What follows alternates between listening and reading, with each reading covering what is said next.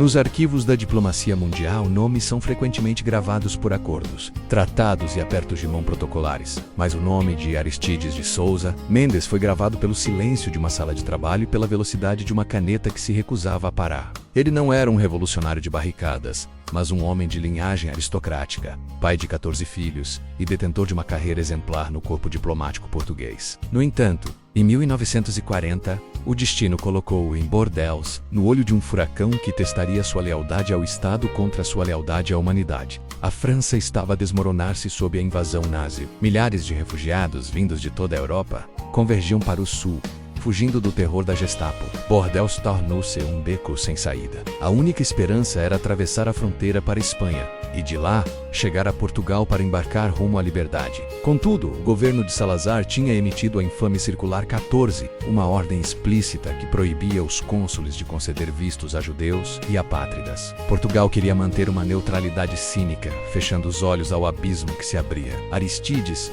um homem de consciência profunda, viu a multidão desesperada à porta do seu consulado. Ele viu rostos que a história tentava apagar. Durante 3 dias, ele entrou num estado de exaustão física e mental. Foi um momento de introspeção profunda onde o peso da obediência burocrática lutou contra o imperativo moral. Quando emergiu do seu gabinete, a sua decisão estava tomada. Ele anunciou que a partir daquele momento daria vistos a todos os que os pedissem, independentemente de raça, religião ou nacionalidade. Prefiro estar com Deus contra os homens do que com os homens contra Deus, teria dito, referindo-se à sua bússola ética inabalável. O que se seguiu foi uma maratona de heroísmo administrativo. Durante dias intermináveis, Aristides e a sua família trabalharam numa linha de montagem improvisada, carimbando e assinando milhares de documentos. Ele não cobrou taxas, não seguiu protocolos e chegou a emitir vistos em papéis comuns quando os formulários oficiais acabaram. Estima-se que tenha salvo 30 mil vidas, incluindo 10 mil judeus.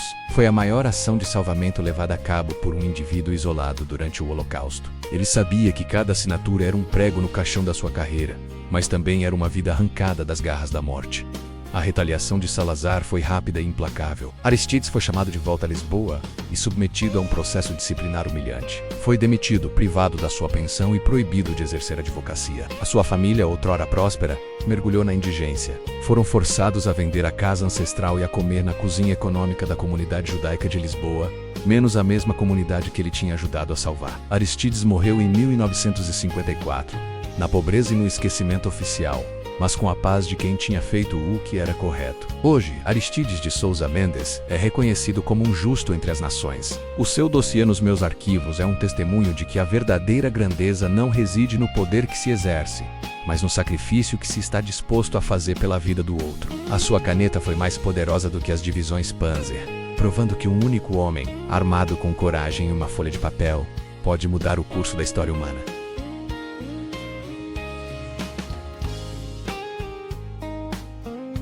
Nos meus arquivos, a coragem é muitas vezes silenciosa, fria e calculada. Em setembro de 1940, enquanto a cidade de Varsóvia sufocava sob a bota da ocupação nazi, um homem de 39 anos caminhava deliberadamente para uma armadilha que o resto do mundo tentava desesperadamente evitar. Witold Pelek, um oficial de cavalaria polaco e membro da resistência, não foi capturado por erro, traição ou azar. Ele escolheu ser preso. O seu destino era Auschwitz. O seu objetivo era algo que parecia impossível: infiltrar-se no que se tornaria o maior matadouro da história humana para recolher provas e organizar a resistência a partir de dentro. Pelek não era um visionário romântico, era um soldado pragmático e um estrategista brilhante. Naquela época, o mundo exterior pouco sabia sobre o que realmente acontecia atrás dos arames farpados de Auschwitz. Corriam rumores de um campo de prisioneiros severo para dissidentes políticos, mas a escala industrial do extermínio ainda estava envolta em mistério. Pelek propôs aos seus superiores uma missão que muitos consideraram um bilhete de ida sem volta. Ele deixaria que a Gestapo o apanhasse durante uma rusga civil para ser enviado como prisioneiro. Munido de uma identidade falsa sob o nome de Tomás Serafisky, ele cruzou o portal do inferno e tornou-se o prisioneiro número 4859. Ao ouvir o bater dos portões de ferro com a inscrição cínica Arbeit macht frei, Pelek entrou num universo de desumanização sistemática. Mas onde outros viam apenas o fim da esperança, ele viu um campo de batalha. Nos meses seguintes, sob o nariz dos guardas da SS, ele fundou o ZSW, menos a União das Organizações Militares. No coração das trevas, ele construiu uma rede de inteligência clandestina. Os membros do ZUW forneciam comida extra aos mais fracos, roubavam roupas, falsificavam documentos e, o mais importante, sabotavam as operações do campo. Pilecki criou um sistema onde prisioneiros de diferentes setores trocavam informações vitais através de sinais e estafetas silenciosos, através de uma rede externa de contactos. Os relatórios de Pilecki começaram a sair do campo e a chegar ao governo polaco no exílio, em Londres. Ele foi o primeiro homem a descrever detalhadamente a construção das câmaras de gás, a chegada constante de comboios e o fumo incessante das chaminés dos crematórios. Nos seus relatórios, ele implorava por um ataque aéreo aliado ou um assalto da resistência polaca para libertar o campo, avisando que, se nada fosse feito, Auschwitz consumiria milhões de vidas e a própria alma da civilização. Infelizmente, os seus avisos foram recebidos com ceticismo. O horror que ele descrevia era tão vasto e metódico que os aliados mal podiam acreditar que tal atrocidade fosse real. Durante quase 1000 dias, Pilecki sobreviveu ao tifo, à fome extrema, ao trabalho forçado e às execuções sumárias, mantendo a sua rede ativa e a moral dos seus homens elevada. Em abril de 1943, percebendo que nenhum auxílio externo viria e que a Gestapo estava a apertar o cerco sobre a sua organização interna, ele decidiu que a sua missão ali tinha terminado, numa fuga cinematográfica através de uma padaria nos arredores do perímetro. Ele e 2 companheiros conseguiram o impossível escapar de Auschwitz. Mas a tragédia de Pilecki não terminou com o fim da Segunda Guerra Mundial. Após lutar heroicamente na revolta de Varsóvia, ele foi capturado pelos soviéticos que ocupavam a Polônia após o conflito. Para o novo regime comunista, um herói nacionalista leal ao governo no exílio era uma ameaça intolerável. Em 1948, Pilecki foi preso, torturado brutalmente e submetido a um julgamento fictício por espionagem. Ele diria à sua esposa durante uma das raras visitas que Auschwitz foi uma brincadeira de crianças, comparado com o que os soviéticos lhe estavam a fazer nas prisões de Varsóvia. Witold Pilecki foi executado com um tiro na nuca e o seu nome foi apagado da história oficial polaca durante décadas. O seu dossiê nos meus arquivos é um dos mais pesados que guardo. É a história de um homem que se ofereceu para o inferno para que o resto do mundo pudesse saber a verdade. Witold Pilecki não lutou apenas pela sua nação. Ele lutou pela dignidade humana no momento em que esta estava prestes a extinguir-se. Ele permanece como o voluntário de Auschwitz, o herói que mergulhou nas sombras para ser a luz. Nos meus arquivos, a exploração do desconhecido não se limita às estrelas ou aos oceanos. Por vezes, a maior fronteira está diretamente sob os nossos pés. Durante séculos, a humanidade olhou para o chão e imaginou o que existia no centro do mundo. De mitos sobre reinos ocos a teorias científicas de um núcleo puramente líquido, o interior da Terra era um mistério impenetrável. Mas em 1936, uma sismóloga dinamarquesa chamada Inge Lehmann, armada apenas com lápis, papel e uma capacidade analítica fora do comum, enxergou o que nenhuma máquina da época conseguia detectar.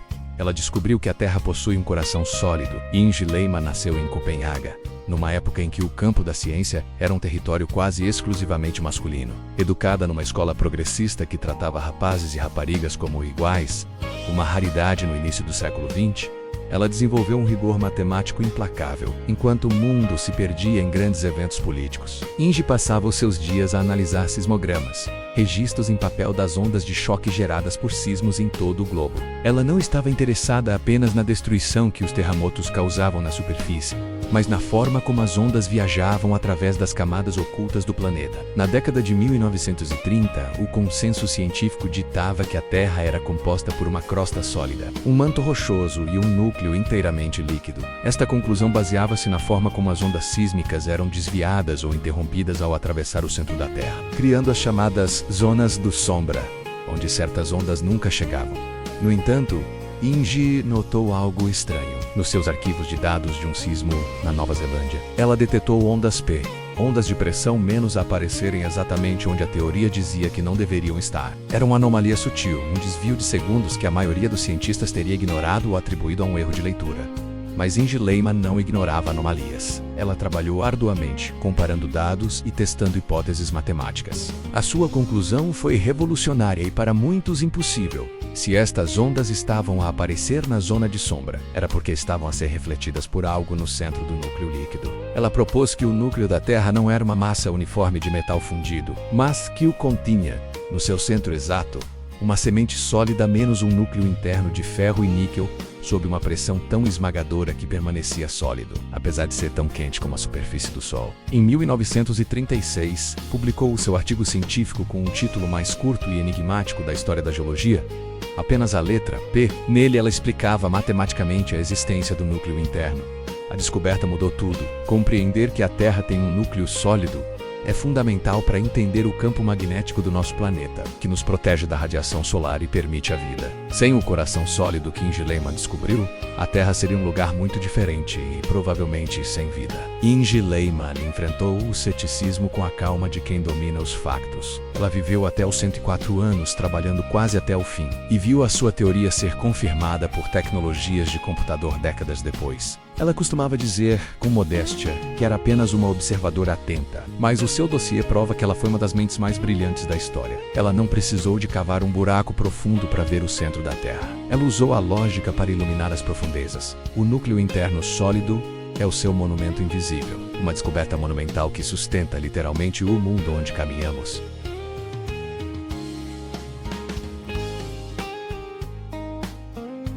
Nos meus arquivos, a superação nem sempre é um ato explosivo de heroísmo sob o fogo cruzado. Por vezes, é uma resistência silenciosa contra o tempo, o frio e o isolamento. Nas colinas varridas pelo vento de Yorkshire, na Inglaterra, existia um lugar chamado Low Birkhead, uma fazenda de pedra isolada da civilização, onde o século XX parecia ter sido barrado à entrada. Ali, viveu Hannah Oswell. Durante mais de 30 anos, ela não foi apenas a guardiã daquela terra. Ela foi a personificação de uma dignidade que a modernidade quase esqueceu como cultivar. A história de Hannah não é sobre a busca pela solidão, mas sobre a aceitação de um destino com uma coragem inabalável. Após a morte dos seus pais e do seu tio, ela viu-se sozinha, numa vasta propriedade sem eletricidade, sem água encanada e sem qualquer tipo de aquecimento central. Enquanto o mundo lá fora celebrava a chegada do homem à lua e a revolução digital, a rotina de Hannah era ditada pelas estações e pelas necessidades básicas da sobrevivência. Para ela, o progresso era um rumor distante que não aquecia sua lareira nem alimentava o seu gado. Eu vejo nos registros que os invernos em Yorkshire podiam ser letais. Hannah enfrentava nevascas que soterravam a entrada da sua casa, obrigando-a a abrir caminho com uma pá para chegar ao estábulo. Ela quebrava o gelo dos poços com as próprias mãos para dar de beber aos animais e vivia com uma dieta espartana, racionando cada pedaço de pão e cada gota de leite. A sua única fonte de rendimento era a venda anual do seu gado, uma quantia que mal cobria as despesas básicas. No entanto, Hannah nunca se descreveu como uma vítima. Nos seus arquivos, não há espaço para a autocomiseração, apenas para uma aceitação estoica da sua realidade. A grande viragem ocorreu em 1973, quando um documentário televisivo chamado Too Long a Winter revelou a sua existência ao mundo. O público ficou chocado. Como era possível que uma mulher de modos tão refinados e uma eloquência quase poética vivesse em condições que remontavam à Idade Média? Hannah tornou-se uma heroína improvável. Milhares de cartas e donativos começaram a chegar à fazenda isolada, mas Hannah permaneceu a mesma. Ela não procurava a fama. Ela apenas precisava de sobreviver a mais um inverno. A sua superação não residia na mudança de vida, mas na manutenção da sua integridade num ambiente que tentava esmagá-la diariamente. Eventualmente, o rigor do isolamento e o peso da idade tornaram a permanência em Low Birkhead impossível. Em 1988, aos 62 anos, Hannah tomou a decisão mais difícil da sua vida: vender a fazenda e Madarsey para uma pequena vila próxima. Pela primeira vez na sua vida adulta, ela abriu uma torneira e viu sair água quente. Pela primeira vez, bastou carregar num interruptor para dissipar a escuridão. O mundo acompanhou a sua adaptação à modernidade com o mesmo fascínio com que acompanhou a sua solidão. Hannah descobriu o conforto, mas o seu olhar permanecia voltado para as montanhas. Hannah Oswell faleceu em 2018, mas o seu legado de superação permanece como um dos dossiês mais puros que guardo. Ela provou que a força humana não se mede pelo que conquistamos no mundo exterior, mas pelo que conseguimos suportar no nosso mundo interior. Ela não superou uma guerra ou uma doença. Ela superou a insignificância e o esquecimento através de uma vida de trabalho e silêncio. A sua história ensina-nos que a verdadeira riqueza é a paz com a nossa própria consciência. O seu capítulo encerra este episódio lembrando-nos que o impacto de uma vida silenciosa pode ecoar por gerações.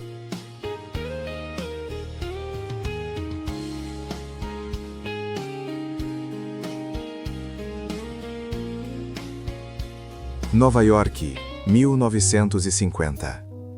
Dizem que a chuva lava tudo nesta cidade. É mentira. O sangue e a corrupção apenas escorrem para os bueiros. E nós somos os encanadores. Bem-vindo ao Distrito 88, onde a noite é longa, o café é frio e o distintivo pesa 1 tonelada.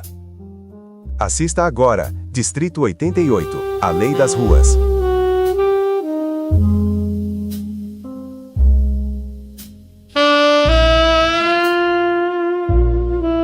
Nova York, 1950.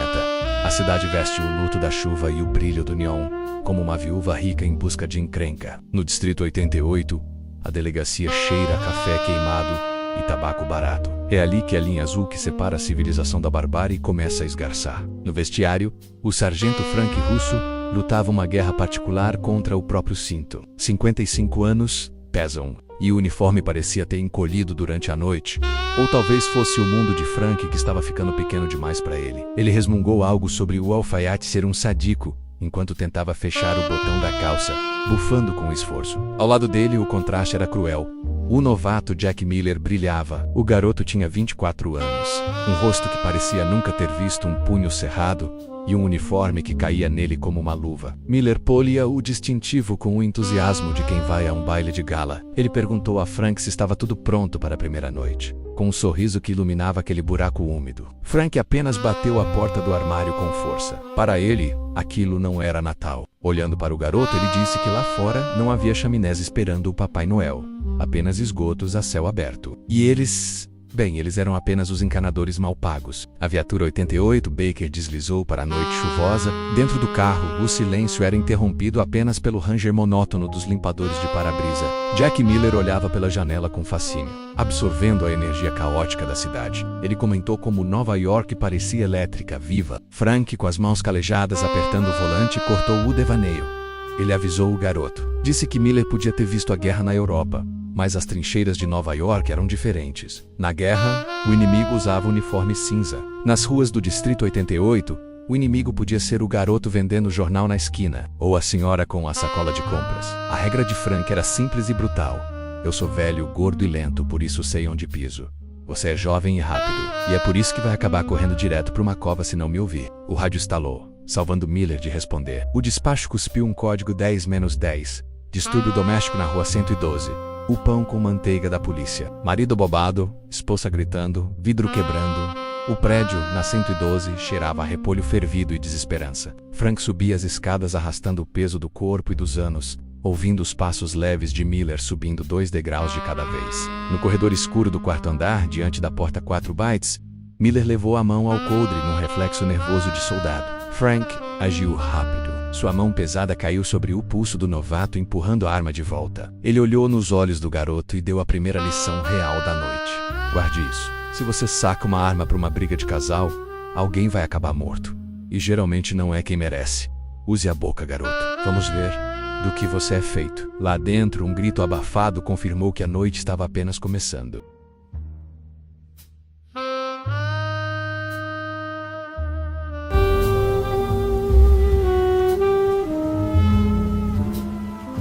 A porta do apartamento 4 bytes se abre com um rangido longo e doloroso. O cheiro atinge os policiais como um soco. Uma mistura de álcool barato, suor râncido e medo. Dentro, o cenário é o inferno em vida. Uma sala pequena, sufocante, com papel de parede descascando. Móveis quebrados, cacos de vidro espalhados pelo chão de madeira e uma luz amarela fraca piscando no teto. No canto escuro da sala, uma mulher jovem chora encolhida, protegendo o rosto com as mãos trêmulas. No centro, o marido. Ele é grande, está bêbado e seus olhos estão vermelhos de fúria. Ele segura o gargalo de uma garrafa quebrada, apontando para a porta como uma faca serrilhada. O novato, Jack Miller, entra primeiro, tentando seguir o treinamento da academia. Jack grita: "Polícia! Solte a arma agora!" Sua voz sai um oitavo acima do normal, traindo seu nervosismo. O homem não obedece. Ele ri e dá um passo agressivo à frente, chutando uma cadeira. Jack recua, a mão suada escorregando no couro do coldre da arma.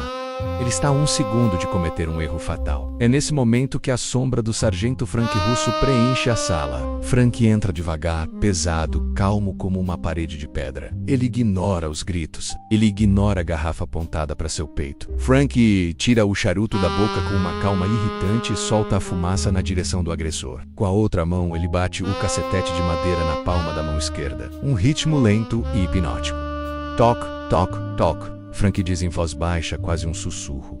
Filho, você tem 2 escolhas: a cadeia ou o hospital. O silêncio que segue é ensurdecedor. O bêbado olha para o revólver intocado de Jack, depois para o cacetete de Frank. A coragem do álcool evapora. A garrafa cai e se estilhaça no chão. Enquanto Jack algema o homem, suas mãos ainda tremem levemente. Frank caminha até a mulher no canto. Com um gesto surpreendentemente gentil, o velho urso oferece um lenço limpo para ela enxugar o sangue do lábio. Eles arrastam o homem para fora, sob a chuva que lavou as ruas, mas não há tensão. De volta à segurança da viatura policial, o silêncio é pesado. Jack liga o motor, ainda com a adrenalina pulsando. Ele olha para Frank e pergunta por que ele não sacou a arma diante da faca. Frank acende o charuto novamente, o fogo iluminando suas cicatrizes. Ele responde sem olhar para o garoto. A arma é a saída do covarde, garoto. Quando você a saca, a conversa acaba. E hoje, ninguém precisava morrer. Só precisavam parar. Jack olhou para a chuva no para-brisa. Ele percebeu que o manual da polícia não ensinava aquilo. A noite ainda era uma criança no Distrito 88. E eles estavam apenas começando. Enquanto a viatura voltava a circular pelas ruas escuras, Frank olhou de lado para a aliança dourada e brilhante no dedo de Jack. Ele perguntou com a voz rouca. Você tem alguém esperando em casa, Miller? Jack sorriu pensando em Sarah, sua esposa enfermeira. Sim, sargento. Minha esposa? Frank soltou um suspiro longo olhando para a chuva. Então faça um favor a ela. Não leve esse cheiro de medo e uísque barato para casa. O Distrito 88 fica aqui. Quando você cruzar a porta da sua casa, deixe o distintivo na mesa. Seja apenas um homem. O rádio estalou novamente, cortando um momento de paz. O turno estava longe de acabar.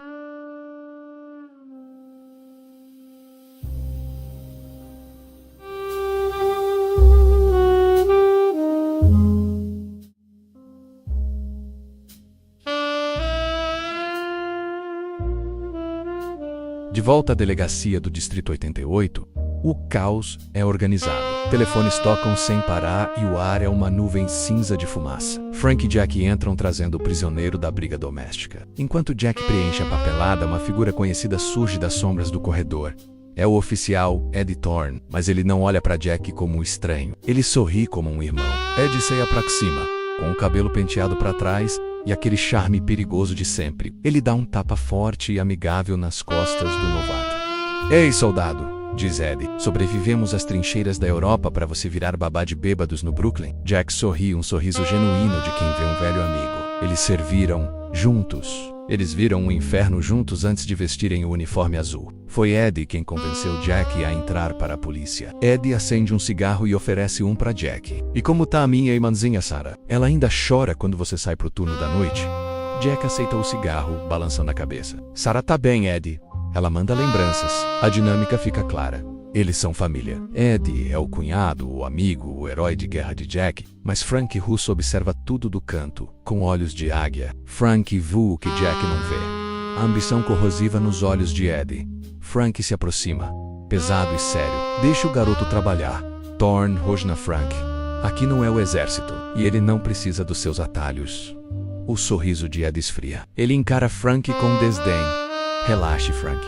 Só estou cuidando da família. Eu trouxe o Jack pra cá. Vou garantir que ele suba rápido, como eu. Ed se inclina perto de Jack e sussurra alto o suficiente para Frank ouvir. Não deixe esse velho dinossauro te atrasar, Jack.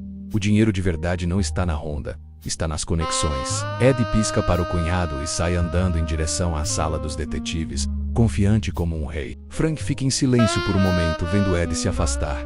Jack olha para Frank. Na defensiva. Ele é um bom homem, sargento. Salvou minha vida na França. É irmão da minha esposa. Frank suspira, cansado. Ele coloca a mão no ombro do novato e dá o aviso mais difícil da noite. Na guerra você confia no homem ao seu lado para não levar um tiro. Mas aqui nas ruas, Jack, às vezes o homem ao seu lado é quem puxa o gatilho. Ed Thorne é seu amigo e seu sangue. Mas a ambição dele é uma doença. E se você não tomar cuidado, ele vai arrastar você e a sua Sarah para o fundo com ele. Jack ficou em silêncio. Pela primeira vez, a lealdade à farda e a lealdade à família entraram em guerra. Jack tentou argumentar, mas as palavras morreram em sua garganta. Ele olhou através da sala enfumaçada da delegacia. Ed estava agora encostado na mesa de um detetive, rindo alto. Um advogado, conhecido por defender gangsters do bairro, passou discretamente um envelope pardo para as mãos de Ed. Frank viu o olhar de Jack e murmurou: fatalista. Heróis de guerra morrem na guerra, filho. O que volta para casa. Às vezes é outra coisa. Jack sentiu um gosto amargo na boca. A imagem de seu amigo e cunhado salvando sua vida na França parecia, de repente, uma fotografia desbotada e antiga.